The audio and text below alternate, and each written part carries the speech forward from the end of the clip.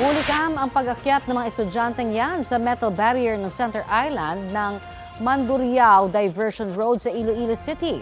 Ang isang lalaking estudyante tila hindi pa sigurado kung tatawid o hindi.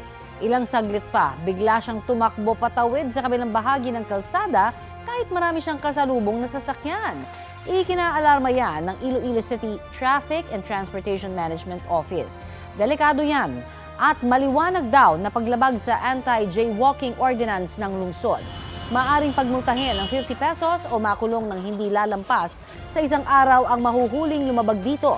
Ayon sa school principal ng Haro National High School, 5 grade 7 students at isang grade 8 student nila ang sangkot sa jaywalking.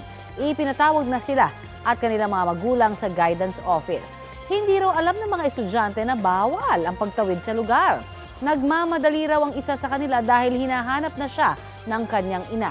Nakikipag-ugnayan na ang lokal na pamahalaan sa paaralan para magsagawa ng lecture sa mga estudyante.